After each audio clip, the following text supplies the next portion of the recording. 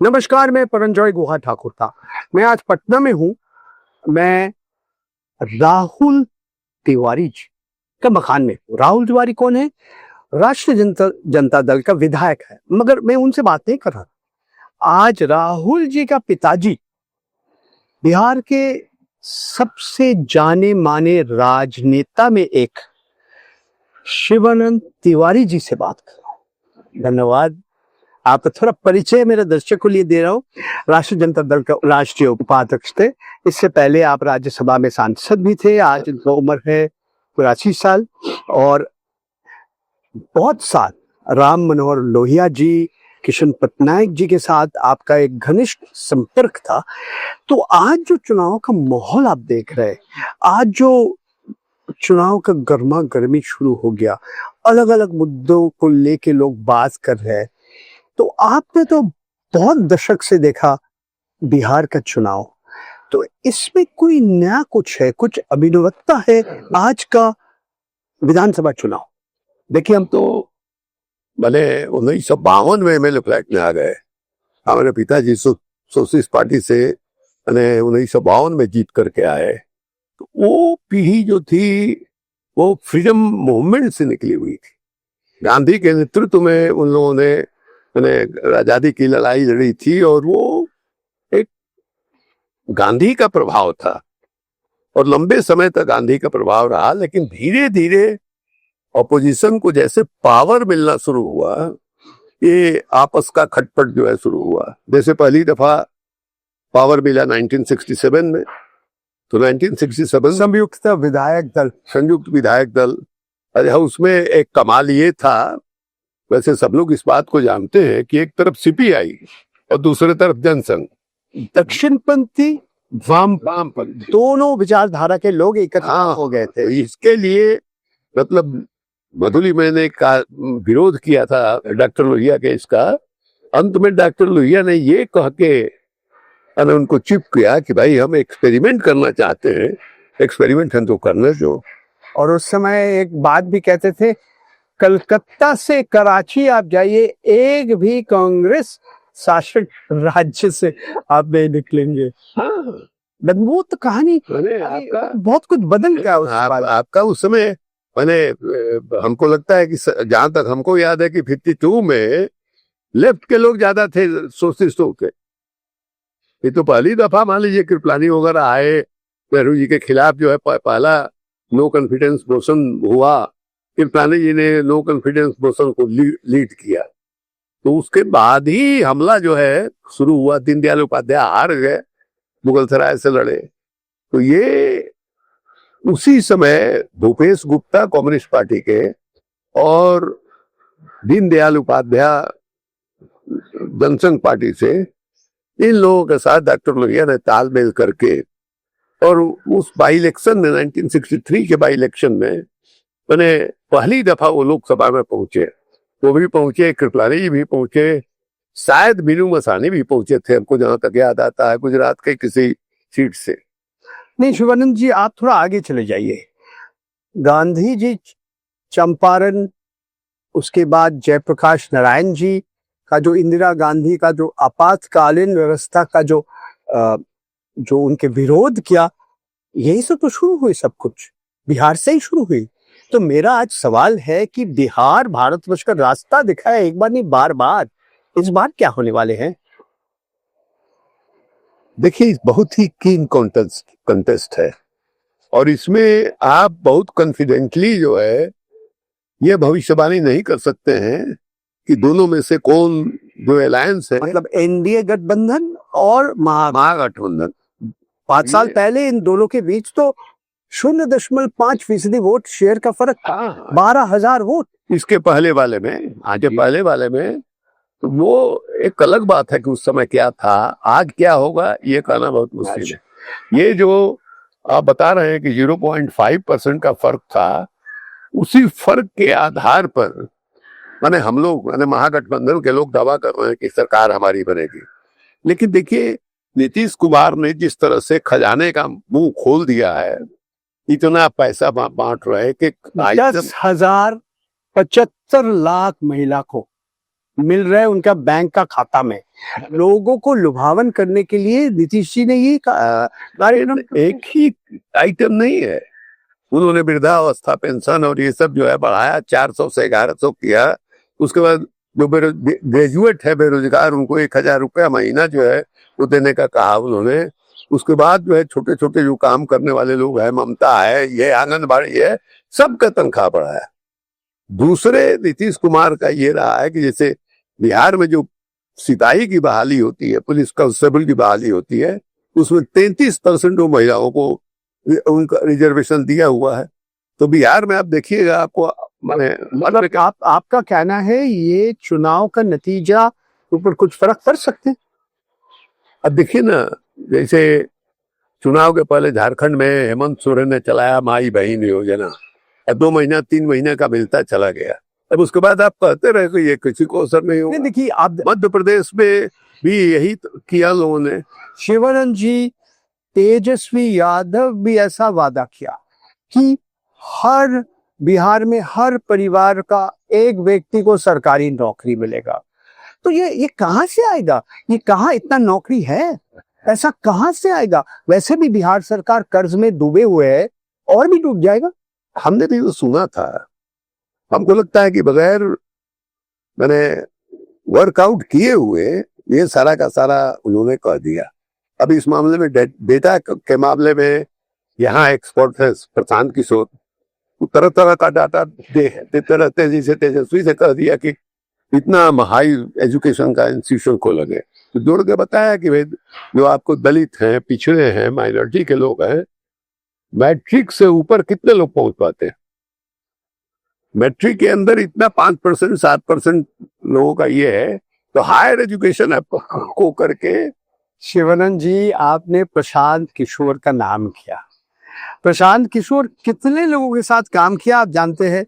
Narendra Modi, Nitish Kumar, Mamata Banerjee, captain Amarinder Singh, Congress party, आपका MK Stalin, DMK का जगन रेड्डी, मैंने भूल गया सबका नाम। मगर ऐसा व्यक्ति 3 साल से बोल रहे हैं हम बिहार का गांव घूम रहे हैं, हमने 99 करोड़ दान किया जनसूरज पार्टी को, मैंने 50 करोड़ कर दिया, आयकर दिया, GST दिया, फलाना किया। ऐसा व्यक्ति का कुछ असर पड़ेगा राजनीति को? क्योंकि देखिए ये जो 2 गठबंधन के बीच जो लड़ाई था जिसके बारे में आपने बात किया, कांटे का टक्कर था, ये ध्रुवीकरण था, एक तीसरी खिलाड़ी आ गया मैदान में। देखिए एक बात तो हम कहेंगे प्रशांत किशोर के बारे में कि पिछले 3 साल से वो आदमी गांव गांव घूम रहा है, कीचड़ में, कादों में, बारिश में। जितना मेहनत उसने किया है पिछले 3 साल में, उतना मेहनत किसी ने नहीं किया। और हमने देखा नहीं है बिहार के राजनीति में इस तरह का मेहनत करते हुए, बिल्कुल एक नई राजनीति के नाम पर इस तरह से मेहनत करते हुए हमने नहीं देखा है। लेकिन मेरा जो तजुर्बा है, वो तजुर्बा कहता है कि जो वोटर है वो या तो रूलिंग पार्टी को वोट देता है, या जो मेन ओपोजिशन होता है उसको वोट देता है। मैंने अभी भी ध्रुवीकरण हुई है। हाँ होगा, हम मान के चल रहे हैं कि मान लीजिए कि उनके कैंडिडेट 5-10 इंडिपेंडेंट जीत जाए, वो अलग है, तो फर्क पड़ेगा। अगर एक कांटे का टक्कर होता है तो फर्क पड़ेगा। तो किंग मेकर बन जाएगा। कौन मुख्यमंत्री का कुर्सी में बैठेंगे वो नहीं, वो स्थिति नहीं आएगी, वो स्थिति नहीं आएगी। लेकिन हम ये मानते हैं कि उनका जो कहना है कि हमने 10 बरस जो है जिंदगी का बिहार के नाम पर सौंप दिया है, तो इस चुनाव के बाद अगर 5 साल वो टिके रहते हैं और जिस तरह से मेहनत कर रहे हैं उस तरह से मेहनत करते हैं, तो निश्चित रूप से उनकी मजबूत संभावना जो है इसके बाद वाले चुनाव में, मगर इस बार नहीं। इस बार हमको नहीं लगता। अच्छा, शिवानंद जी, बहुत छोटे छोटे राजनीतिक दल है बिहार में। एक तो चिराग पासवान, जो रामविलास पासवान जी का बेटा, लोक जनशक्ति पार्टी, 5 साल पहले ये एनडीए के खिलाफ भी उनका उम्मीदवार थे, फिर भी आज वो केंद्र में मंत्री है, HAM है। माझी जी का, जीतन माझी जी का भी पार्टी है। तो ये जो छोटे छोटे राजनीतिक दल है, इधर से 2 सीट, 3 सीट, 4 सीट भी इनको मिल जाएगा तो इनका भी काफी एक महत्वपूर्ण असर पड़ेगा राजनीति में। लेकिन चिराग ने जो पिछला चुनाव हुआ था, उस चुनाव में उसने नीतीश कुमार के खिलाफ अपने कैंडिडेट को खड़ा किया और उसका नतीजा हुआ कि नीतीश कुमार पहली दफा मैंने सिर्फ 43 सीट जो है विधानसभा का जीत पाए थे, और ये कह के कि मैं मोदी जी का हनुमान हूं।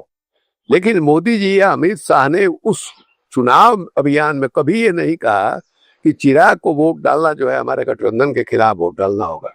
उसका नतीजा हुआ कि उसने जमीन दिखा दिया ये को, और आज जो है एकदम नाक का बना हुआ है मोदी जी का और अमित शाह का। उन लोगों ने वो 5 पार्लियामेंट का सीट मांगा जो इनके पास था, क्या नाम है, रामविलास जी के पार्टी से या पारस के पार्टी से जो 5 लोग जीते थे, उनको टिकट नहीं मिला, इसको 5 को सीट दे दिया। 5 में स्कोर किया उसने, 5 से 100% स्कोर हुआ उसका। अब उसको, हमको ये लगता है कि भारतीय जनता पार्टी के पास अपना कोई ऐसा चेहरा नहीं हो जो भविष्य में इनके अलायंस को लीड कर सके। सुशील मोदी जैसा व्यक्ति भारतीय जनता पार्टी के सामने आज है नहीं। फिर भी ये भी आपको मानना पड़ेगा कि भारतीय जनता पार्टी कभी बिहार में अकेला जीत नहीं पाया। उनके साथ जदयू रहना पड़े, जनता दल यूनाइटेड, और नीतीश कुमार जी भारतवर्ष का एक नागरिक है, एक व्यक्ति है जो एक ही पद के लिए 9 बार शपथ ग्रहण किया, बिहार के मुख्यमंत्री पद। अब सवाल है कि आने वाले समय में वो 10 बार, देखिए 1 मिनट, वो मैं एक चीज और कहना चाहता हूँ, साथ साथ आप एक साथ जवाब दीजिए। मुख्यमंत्री बनेगी कि नहीं, समय बताएंगे, 14 नवंबर को हमें मालूम पड़ेगा। मगर लोग कह रहे कि नीतीश जी जिस जोश से चुनाव प्रचार किया पहले, इस बार उनका तबीयत इतना अच्छा नहीं है, ऐसे लोग कहते हैं। देखिए, नीतीश कुमार का एक आधार बना हुआ है, जो अति पिछड़े को इन्होंने आरक्षण दिया, औरतों को, टीचर वगैरह में सबको आरक्षण दिया। इवन माइनॉरिटी कम्युनिटी में जो पसमानदा है, जो बैकवर्ड मुस्लिम है, इसमें 23-24 जातियां हैं, उनको भी आरक्षण का लाभ मिला है। तो नीतीश कुमार का जो, और पंचायतों में और नगर निकाय में उन्होंने जो आरक्षण दिया था, तो लोग बुरा नहीं है। और अभी आपको जैसा हमने कहा कि जिस तरह से खजाने का मुंह उन्होंने खोला है और सेक्शन को उन्होंने पैसा दिया है, इसका एक असर है।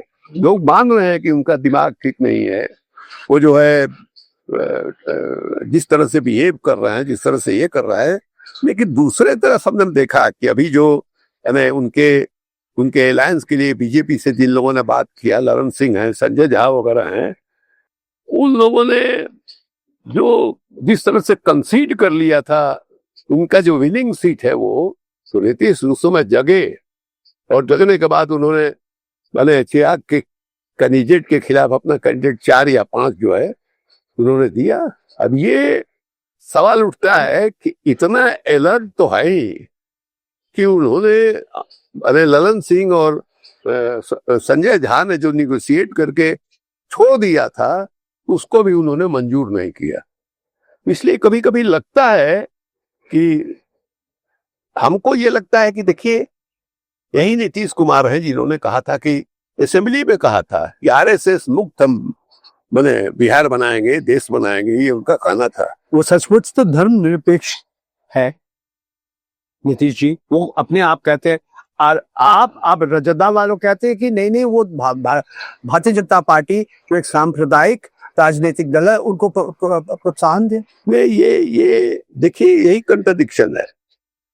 हमको याद है कि तो हम साथ में थे नीतीश कुमार के, और 2009 में यानी जब नया चुनाव होने वाला था 2005 के बाद 2010 में, उस समय नीतीश कुमार ने नेशनल एग्जीक्यूटिव की जो मीटिंग हो रही थी भारतीय जनता पार्टी की, जिसमें नरेंद्र मोदी आए थे, वो उनका नरेंद्र मोदी का पैर उनके कैंपस में पड़ जाएगा, इसके लिए उन्होंने भोज कैंसिल कर दिया। उस दिन की बात है, रात में हमने उनको सजेशन दिया कि अब जो है इस अलायंस में रहने का फायदा क्या है, अब तुम इससे निकलो, अकेले चुनाव लड़ो। और उस समय लहर था नीतीश कुमार का, तो फर्स्ट फेज में उन्होंने लड़कियों को साइकिल और रिजर्वेशन और ये सब किया, लहर एक था। अगर उस समय नीतीश कुमार अलग हो जाते तो मेजोरिटी भी मिल सकता। वो तो अब इतिहास हो गया। अब नीतीश कुमार एक दिन इधर दूसरे उधर, उनका खिलाफ लोग कहते हैं। आज भी हम लोग बात करते हैं तो इतिहास से अलग बात नहीं करते। इतिहास का संदर्भ तो रहता ही है ना, उससे आप कैसे मुक्त होइएगा। आपने जो कहा कि नीतीश कुमार सेकुलर है, क्यों? उसी इतिहास का बदौलत आपने कहा। तो इसलिए ऐसा नहीं है कि हिस्ट्री का कोई रोल नहीं, हिस्ट्री का बहुत ही इंपॉर्टेंट रोल है। इसलिए आज को समझने के लिए पीछे जो है आपको देखना पड़ेगा। ठीक है, इस बार चुनाव में एक सबसे बड़ा एक मुद्दा बना, और इसका क्या असर पड़ेगा राजनीति के ऊपर और क्या असर पड़ेगा चुनाव का नतीजा के ऊपर, हमें तो मालूम नहीं है, शायद आपको मालूम होगा। ये है SIR, special intensive revision of electoral rolls, यानी कि विशेष गहन पुनरीक्षण आपका मतदाता सूची। जिस तरह से हमारे चुनाव आयोग, निर्वाचन आयोग और उनका जो आयुक्त, सबसे जो मुख्य आयुक्त है ज्ञानेश कुमार जी, जिस तरह से व्यवहार किया आप जानते हैं, सब लोग जानते हैं। 65 लाख लोगों का नाम हटा दिया। वो झगड़ा झाटी, शोर शराबा, वोट चोर गद्दी छोर नारा हो गया, पदयात्रा हो गया। फिर सुप्रीम कोर्ट एक बार नहीं बहुत बार आदेश किया, अब भी 47 लाख के आसपास लोग का नाम नहीं है। और आपका पूरा जो वोटर का नंबर आप देखेंगे 7.89 करोड़ था, वो गिर के 7.42 करोड़ में घट गया। किनका लोग हटाए, किनका लोगों का नाम नहीं है इसमें, मुसलमान लोगों का नाम नहीं है, महिलाओं का नाम नहीं है। तो ये जो SIR, ये जो विशेष गहन पुनरीक्षण का क्या असर पड़ेगा चुनाव के ऊपर, चुनावी मुद्दा है कि नहीं, और क्या पड़ेगा नतीजा के ऊपर, ये देखिए इसको विस्तार से समझाइए। को जो है अपोजिशन के लोग भी हैं, मान लीजिए महागठबंधन है, उसने एक अभियान चलाया, वोट अधिकार यात्रा, वोट चोर गद्दी छोड़, ये नारा लगा 10 दिन 15 दिन, लेकिन उसके बाद जो है ये इस पर सब लोग खामोश हैं, इस पर सारे लोग खामोश हैं। और ये पहली दफा, देखिए जितना भी डेमोक्रेटिक इंस्टीट्यूशन है जिसके सहारे डेमोक्रेसी चल सकता है, क्या वो जुडिशियरी हो, चाहे इलेक्शन कमीशन हो, या और जो इस तरह के ऑर्गेनाइजेशन है, उन सब पर इन लोगों ने बैकडोर से कब्जा कर लिया है। और ये पहले कहा जा रहा था, इवन आपको महाराष्ट्र में भी जो चुनाव हुआ, लोकसभा के चुनाव में बीजेपी मैंने बुरी तरह हारी, और फिर 40 लाख नया वोटर जोड़ दिए। तो ये सबके मन में संदेह था कि गड़बड़ हो रहा है। जा मेरी बात पूरा करने दीजिए। वो शरद पवार वगैरह सब लोग कर रहे थे, लेकिन राहुल गांधी ने कर्नाटक के एक विधानसभा क्षेत्र का नक्शा पेश करके ये बताया कि क्या हो रहा है। उसका नतीजा हुआ कि पूरा इंटायर अपोजिशन, इवन आप पार्टी दिल्ली की जो आम आदमी पार्टी, उसने वो भी उनके साथ आ गई, और 300 MP के साथ इन लोगों ने मार्च किया इलेक्शन कमीशन में, उनको पार्लियामेंट थाना ले जाया गया। उसके बाद जो है देश का माहौल बदला। अभी भी वो कह रहे हैं कि हाइड्रोजन बम चलाएंगे, वो हाइड्रोजन बम का सब लोग इंतजार कर रहा है अभी भी। लेकिन आप देखिए कि आप चीफ जस्टिस ऑफ इंडिया पर जूता चला गया। इस इंसिडेंट के 8 घंटा बाद जो है नरेंद्र मोदी का बयान आया है, सब लोग गुस्से में हैं, हम भी गुस्से में हैं। आपने किया क्या? 8 घंटा आप खामोश थे। हाँ, 8 घंटा खामोश थे, इसके अलावा आपने क्या किया?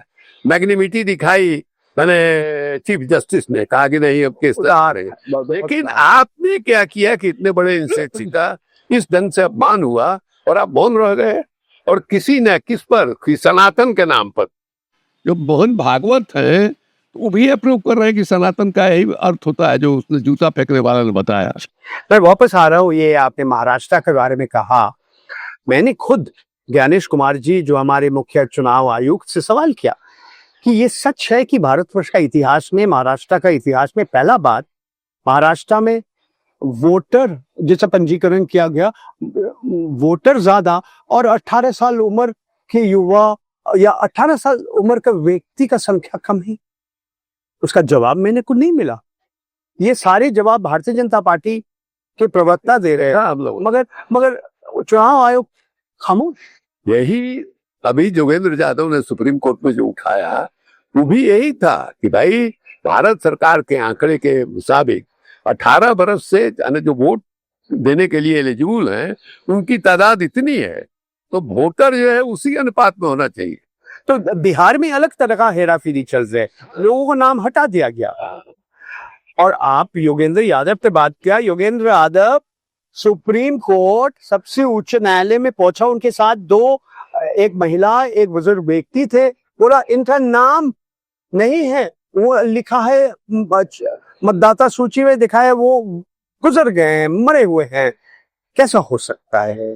तो देखा है सुप्रीम कोर्ट में साबित हुआ। सुप्रीम कोर्ट ने अभी जो इन लोगों ने 3 लाख या 4 लाख जो नाम जोड़ा है उसके बारे में आदेश दिया है कि आप उसको लिस्ट जो है एक एक बूथ पर पहुंचाइए, ये जो है। लेकिन अब सुप्रीम कोर्ट के साथ दिक्कत ये है कि जो चुनाव आयोग है उसके बारे में इतिहास यही है कि एक बार इलेक्शन का प्रोसेस ऑन हो जाता है तो उसमें कोर्ट इंटरफेयर नहीं कर सकता। जी हाँ, मॉडल कोड अभी शुरू होगा। हाँ, उसका लाभ उठा रहा है, उसके खिलाफ आप मुकदमा नहीं कर सकते।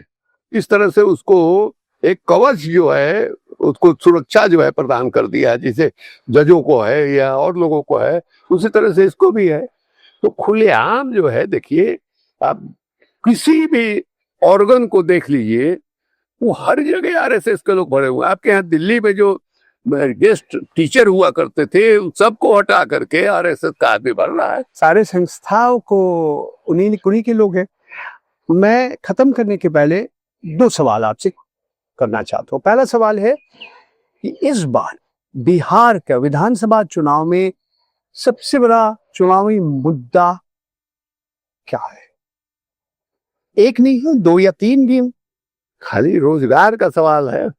देखिए, एक चीज देखा गया है कि पिछला जो चुनाव हुआ था जिसमें मैंने बाद में नीतीश कुमार आके मिल गए मैंने लालू यादव के साथ, उस चुनाव में तेजस्वी, हम बगल में उसके खड़े थे, उसने ये कहा कि हम पहले कैबिनेट में 10 लाख जो मैंने नौकरी जो है हम ये करेंगे। उसमें नीतीश कुमार ने क्या कहा था कि बाप के यहाँ से पैसा ले आओगे, कहाँ से पैसा आओगे, असंभव है। हाँ, वही नीतीश कुमार जब इधर आ गए और गांधी मैदान के मंच से उन्होंने कहा कि हम न सिर्फ 10 लाख नौकरी देंगे, 10 लाख रोजगार भी देंगे।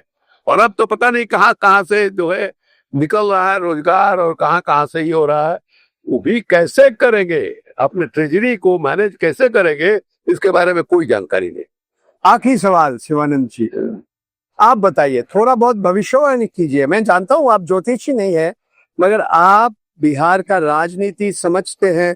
देखिए, बहुत ही 14 नवंबर क्या होने वाले, बहुत कीन कंटेस्ट है, बहुत ही कीन कंटेस्ट है।